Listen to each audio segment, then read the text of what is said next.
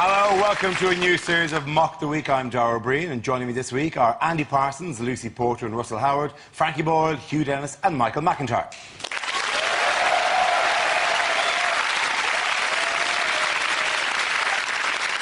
Our first round is called If This Is the Answer, What is the Question? On the board are 6 categories. Lucy, would you like to pick a category for us? Foreign news.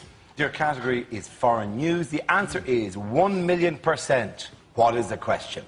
Is it, what is the blood alcohol content of Amy Winehouse? Is it, after a recent power surge, what did Stephen Hawking say over and over again for 3 days? Is it, how much has petrol gone up since I started this sentence? Is it, what increase in population will Kerry Katona be responsible for by the time her womb finally succumbs to the ravages of time and chicken drumsticks?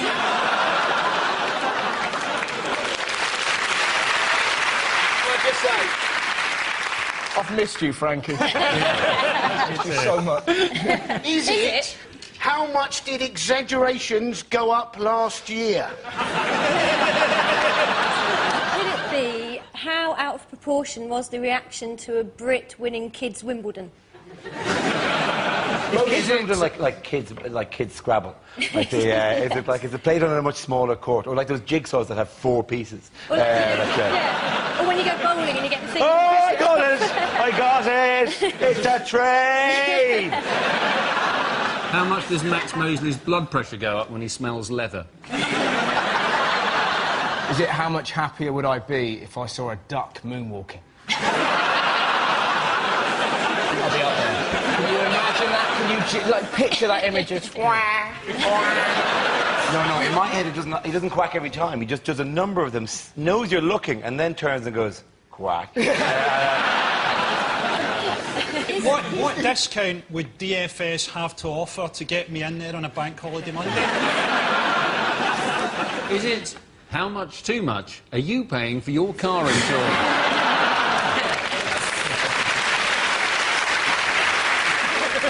Does anyone know what the actual... What Is the real answer, what is the rate of inflation in Zimbabwe? Yes, it is, actually, yes. Very good, Lucy Porter, yeah.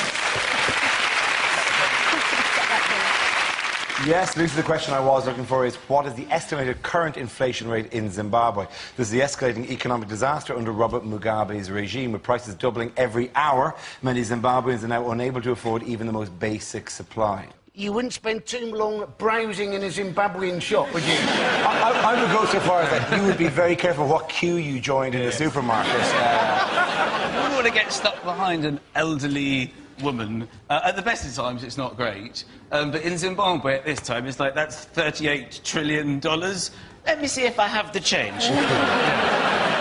There was a thing on the news, it was footage of a supermarket in Zimbabwe, and there was a packet of chocolate eclairs for $125 million. Although, admittedly, it was Zimbabwean Waitrose. Do you know that they did a survey this week, said that Zimbabwean people are the least contented people in the world? Just no pleasing some people. They've had an election, they've got loads of money. What do you want, for God's sake? They've had an election that was so corrupt that second place actually went to Ant and Dec. The weird thing, though, is in an election where there is only one candidate, he only got 85% of the vote. See, actually, he wasn't the only candidate. It was himself, there was David Icke, Miss Whiplash, and the Scottish Nationals. Actually, I think we've dealt with it very well, don't you think? You know, I think, you know, because 90% of the population of Zimbabwe is on food aid, torture, the life expectancy is 37, and what have we done? We've taken away his honorary degree. That's right, we've messed up his CV. You do not mess with us. You know? Next week, we're going to put a red sock in his whitewash. Boom. Be fair, Russell, we're tightening the screw. We're not going to play cricket against them. That's right. And Tesco aren't buying their figs. He's going to come down pretty soon. He doesn't give a shit, does he? He's got a Hitler moustache. He has it. Nobody who has a Hitler moustache gives a shit about anything. Well, I want to look like Hitler. It looks like his top lips had a Brazilian. It's more than a Hitler. The economy was never going to work, though, was it? Because basically, what he did was he took the farms away from the rich people, didn't he? And gave them to the poor people, and made the poor people even poorer. It's like Robin Hood, but with no grasp of economics whatsoever. You know, taking farmers away from people who knew how to run them and giving them to people who hadn't got a clue. Have you got any clue how to run the farm? I've got no clue whatsoever. All right, you shear the chickens, I'll milk the horses. To be fair, though, I mean, people give him a hard time, but he actually, you know, he ran a good campaign. He had a good slogan, vote for me and I won't kill you. And he was very good on Zimbabwean question time. That's a good question. Have him taken away and killed. I do genuinely, like Frankie says, as you know, in the international community are just sort of making these symbolic gestures, say the EU, say they won't recognise the legitimacy of his government, but that is irrelevant. He continues. It's a nonsense. There's no reality in that gesture. It's like taking away Joseph Fritzl's Dad of the Year mug. It's really, it's completely meaningless. And then our big solution to this, as a government, as a nation, as a force, Gordon Brown meets with Cobra to decide, it's the big one, we're going to remove cricket, we won't play you at cricket. Like that, like this is going to, you know, tame criminals, like you're going to have people being sent down for murder and rape. 2 years, no cricket, suspended, no Scrabble. It's a complete nonsense. No French cricket, no cricket of any time. Like Mugabe's going to react to that. Like he's going to go, I will remove myself from government. I already have 2020 tickets. I cannot... Gordon Brown, why you be so harsh with this nation? It's nonsense. That was an incredible impression. I just want to say... I know it's difficult. Can I just say, with that level of impressionistic ability, you're going to fit right in on this show. Gordon Brown, why you take away my cricket? Okay, let me give you a hint. He doesn't speak as if he's going to turn and play something on the steel drum for 10 minutes. He does. It went a bit West Indian. Election and ting. After they tally up the votes, they are going to tally the banana. I've never really heard him speak. Have you heard him speak? What, so you just made up whatever accent you felt like? Why didn't you give him like a Dutch... Give him a Dutch accent or something. Make that give him like a comedy. I'd alternatively like to do my impression of Morgan's Fangarai. No. Did you see, though, that he'd apparently gone into hiding in the Dutch embassy? Now, if they know where he is, surely he hasn't gone into hiding. You didn't go, oh, let's play hide and seek, you count to 10, and when you open your eyes, I'm in that tree over there. Let's be honest, of all the places you're going to hide, once the Colombian embassy are too paranoid to open the door, second place is obviously the Dutch embassy, who are always willing to let anybody in case they have pizza. Just, come on in, man, it's party time, what's going on out there? That's a Dutch accent. That's great. Very good accent. I can't tell the difference between the two. Let's move on. What have G8 leaders been debating in Japan this week? They've been debating biofuels, for one thing. Yes. Yeah. They've basically decided part of the food crisis to do with biofuels. Biofuels, it's not the greatest idea, is it? Trying to make petrol out of things like maize, given that a third of the world is malnourished. You know, people watching a car going past, oh, crikey, there goes my sodding lunch. It's a bit much these rich countries going on about food shortages, isn't it? I mean, we're going to be fine. How bad are things going to have to get before we can't afford to shop at Lidl? I once did my entire weekly shop at Lidl in exchange for an amulet made from cat's teeth. Gordon Brown is there telling us we shouldn't waste food. Surely he needs to talk to John Prescott, a man who, from his own diaries, we know wastes an awful lot of food. Yeah, there's a difference between being a bulimic and just liking to eat so much that you puke. I think it's a good point you're making. They say that we waste £400 a year on food. It's not just the food that you throw away. There's food that you have on your face. And also asparagus. How low do you go? Some people just tip, whereas there's a lot of asparagus that you can still enjoy. Obviously, you don't eat the whole asparagus. I'm not a monster, but you do. You can have... There's at least an inch more. My wife leaves a huge amount of asparagus. I think the food wastage. I think you should say that to the starving nations of the world. You should tell them they're being too picky about how much asparagus they eat. With asparagus. That was the most middle-class limbo ever. Asparagus, how low do you go? And that story all about, right? Because it's Gordon Brown saying, oh, we're wasting food. It's not like it's the biggest waste of money we have. We spend millions and billions of pounds building weapons to kill shepherds. And you've got someone who spent £7 billion on 2 aircraft carriers this week standing in front of us going, maybe you should keep your potato peelings and make some kind of flan. Do you think when it really gets bad, this is going to be Marks and Spencer's potatoes? They're just fucking potatoes, all right? I can see why you didn't get that voiceover. Marks and Spencer's potatoes. They're just fucking potatoes. I'm slightly confused, though, because we're throwing away millions of tons of food, and yet 25% of the nation is obese, which implies that late at night, fat people are eating from bins. Let's be honest, that's a reality TV show we'd all watch, just seeing really tubby people dressing up as foxes. At the end of that round, ladies and gentlemen, we're going to give the points to Michael, Hugh and Frankie. Now we play a round called Britain's Got Jokes. This game involves Michael, Andy, Frankie and Lucy, so you could make your way to the performance area, please. This is where we test our performance stand-up. We spin our news generator, we pluck out a topic, and anyone can volunteer jokes about the subject. The winner's the team with the best stuff. OK, here we go. Let's spin the wheel. The first topic is sport. Can I have somebody talk about that? Andy. Not quite sure what sport that is supposed to represent. They're saying, aren't they, you know, basically, we need to spend millions of pounds on this massive Olympic stadium. What are the sports we're world-class at? Pool and darts. We don't need a massive stadium. We need a gigantic Weatherspoons and hold an Olympic quiz night, ladies and gentlemen. You may also have seen, right, Almunia, the Arsenal goalkeeper, he apparently has got ghosts in his Hertfordshire mansion, which he's shit scared of. Now, given that you're a goalkeeper, being frightened of white things that fly through the air, all you've got to do to frighten Almunia is just go up behind him during a corner and just go...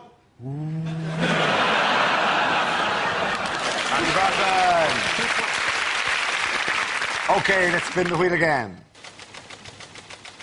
The subject is relationships. Who wants to come in on that? Lucy Porter. That's so sweet, see, because my problem is in relationships, I tend to go for bad boys. I always try and see the good in bad boys as well, bad men. Like, you know Osama bin Laden, right? People always go, oh, Osama bin Laden, terrorist, right? And there is that side to Osama, yes, right? But there's other stuff about Osama that people don't talk about so much. It's like, you know, when Osama, he sends us little messages all the time, he keeps in touch. Oh, you know, because in my experience, a lot of men don't do that. And I just think it's really lovely as well, because when he sends us messages, Osama often sends his messages on audio cassettes, and I think it's lovely the fact that Osama bin Laden is the only person in the world still using the audio cassette. It's just brilliant. It just makes you think, how come we haven't caught Osama? Just find out who's buying the C90s. You've got the bugger, haven't you? OK, we're left with Michael and Frankie. Spin the wheel, please. The next topic is a war on terror. Who wants in? Frankie. George Bush says that when he retires, he's going to make his living from speaking. Yeah, play to your strengths, eh, George? That's like Abu Hamza having a career doing shadow puppets.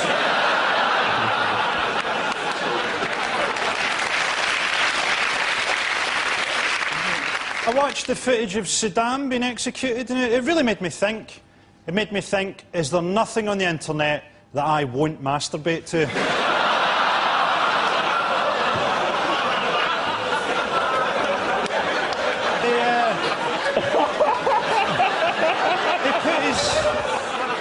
They put his death on YouTube.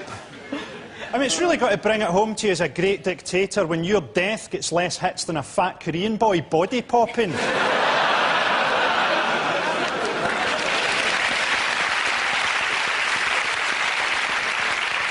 Thank you very much, Frankie. OK, Michael, let's see what you've been left with. Let's spin the wheel.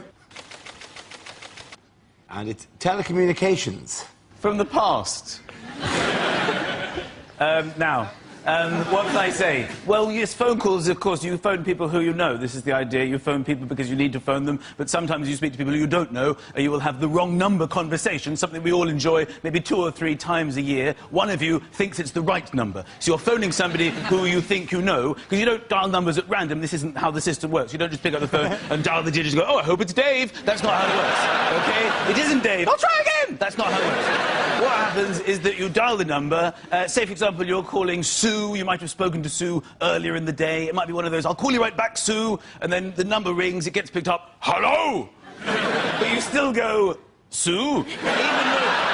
Even though you're 99.9% sure that can't be Sue, you think, Sue's the only name I have. I'm going to run with Sue on this. On the off chance they go, it is Sue. Something terrible has happened to me since you called me. Thank God you phoned. Well done, Michael. And the points go to Michael and Frankie.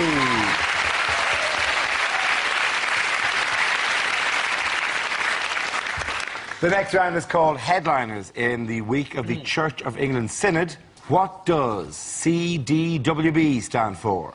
Is it Christ disowns weird bastards? Is it? Look at them, man. They look like the world's first gay superhero team. Welcome to Fabulous Justice. Is it Church deploys worst boy band? Is it Chakademus wows bishops? Chakademus is just out of shot going, tease me, tease me, tease me. I always thought that was Pliers who did tease me, tease me, tease me. Pliers, yes, you may be right. Well done for knowing that. I've got a lovely image of you grinding in the 90s. I used to grind in the 90s. Hey. I may still grind for all you know. Is it Crikey? Denzel Washington Bishop? Why? Because all... Sorry. So now all black people look alike. Don't do that. Do you know, it's a very difficult round. If you're a racist. How can I fit my racist ideology into 4 letters? Is it Church don't want birds? Is it Christian disco went badly? It is to do with the women thing, and I think it's the Daily Mail headline, which is Christ didn't wear bras. Although you're not far off what could be the Is correct it a new answer. song? Kundawi below, Kundawi, Kundawi. Oh, I'll be honest. What was that? Andy sounded like he was deaf. What was that? Is it Church dating website backfires?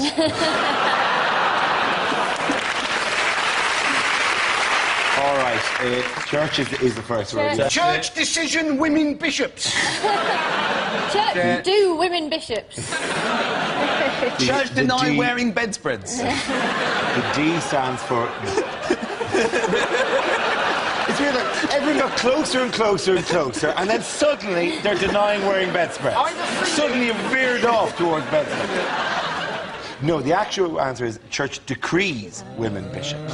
Refers to this week's historic meeting of the General Synod in York, where the Church of England examined the possibility of consecrating female bishops. More than 1,300 clergy have threatened to leave the Church over the issue. Wasn't General Synod the villain in Superman 2? Kneel before Synod. I'm all for women bishops, because finally you'll have bishops that teenage boys can have sex with willingly. I found this out this week. It's only 1.2 million people that go to church every Sunday, which means that more people watch this show than go to church. So in many ways, it's Dara's decision. OK, I'd love to make the decision on this, right? Because I'm strongly of the belief that, frankly, I'd love to see them crawling back to the Catholic Church, and of the Catholic going, well, well, well. Well. And I'm an atheist, and I'd love that, but I'm a Catholic atheist. The Archbishop of Canterbury is...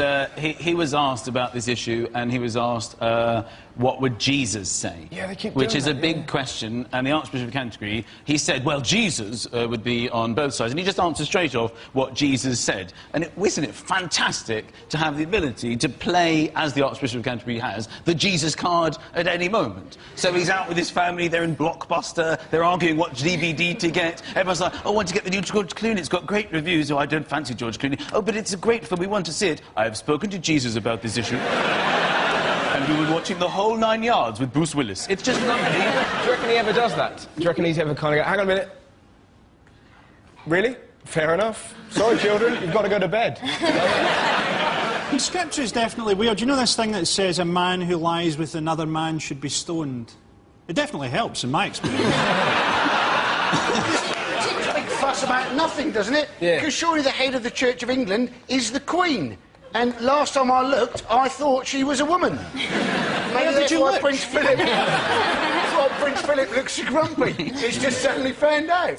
OK, let's go on to the story which has united the church. Why is this man being causing controversy this week? Well, he had to baby that man. You can see quite clearly that he's slightly pregnant. He became more pregnant, and then ultimately he had a baby. And normally when you say, is it a boy or a girl, it refers to the baby and not the mother. Yes, this is the story of Thomas Beattie, known as the pregnant man. He gave birth to a girl last week in Oregon. Thomas was born Tracy and underwent a gender reassignment operation and is now legally male. Good news, you've had a healthy baby. Bad news, you've blown your cock off.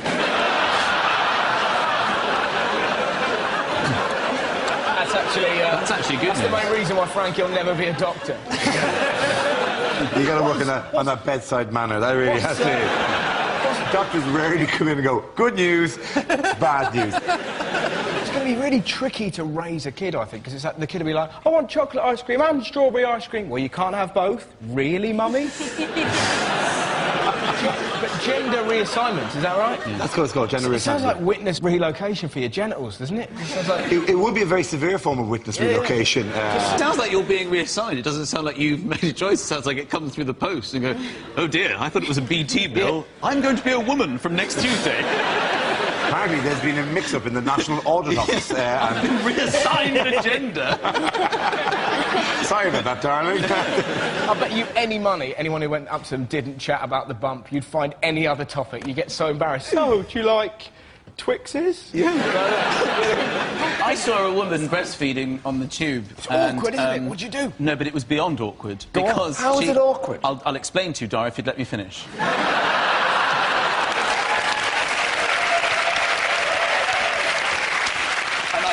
And I think I can prove to you with this next sentence why it was awkward, all right?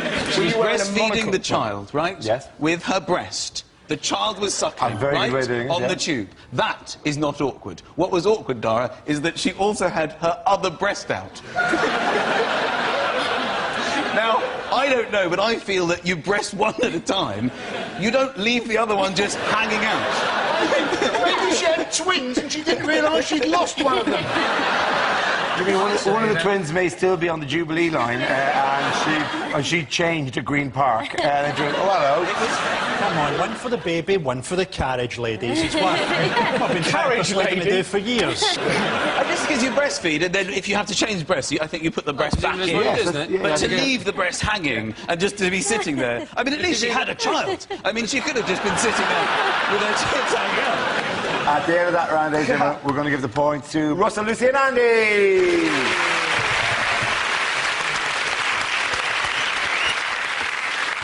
Now we come to our final quickfire round called Scenes We'd Like to See. This is for everyone, so if you can make your way over to the performance area, please.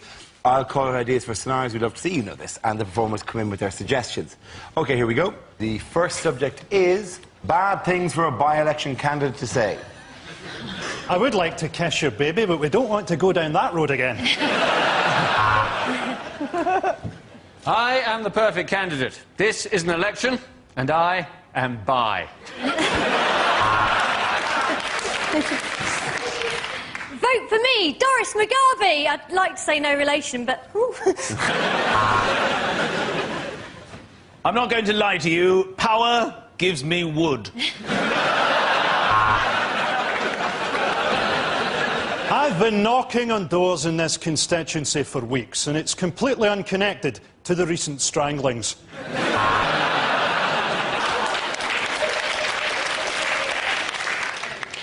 Knife crime must end. Just last week, I was given a steak knife when I clearly ordered the fish. If elected, living standards will go up. For me and my wife. I would say The fact that the Labour Party haven't put forward a candidate has not devalued this election at all.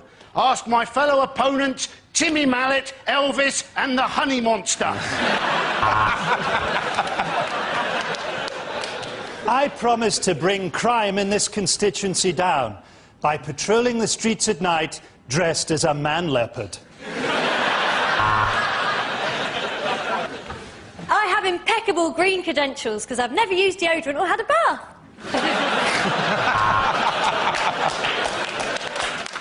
I know nothing about politics, but I can crush a right pair between my buttocks.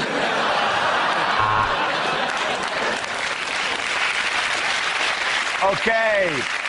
The next topic is unnerving things to hear during a medical examination. Yes, I'll be operating. Oh, there you are. Oh, my God! Come here, you've got to look at this! That's your smear test, Dan, and I do have some bad news. I'm the janitor. Yes, well, it's definitely stuck up there. We may have to use the ferret.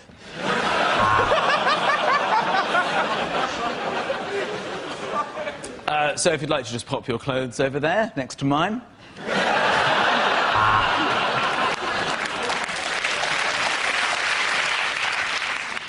You'll live for about a week. Well, there's good news and bad news. But don't worry, I can give the good news to your widow. Don't worry, panic over. It was just a spider on the microscope. And how does it feel if I touch you here? And here? And there? These drugs don't actually work, but every time I prescribe them, I get a free pen. No. You can't have your old hip back, Mrs. Smith. I fed it to my dog. This is one of the healthiest x-rays I've ever seen. But if we compare that with yours...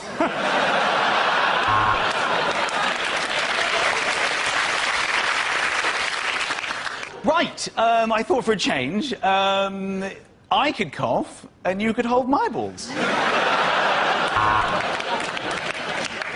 You have the body of someone half your age, growing inside your womb.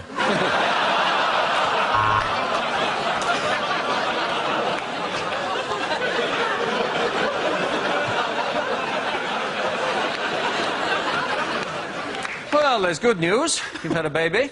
And the bad news, it's blown your cock off. OK, let's leave it there, Richard, and we're going to give the point to Frankie, you and Michael.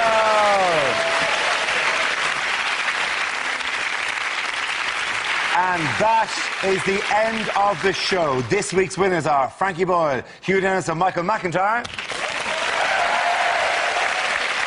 Camilla Reporter and Russell Howard. Thank you for watching. My name's Dara Breen. Good night.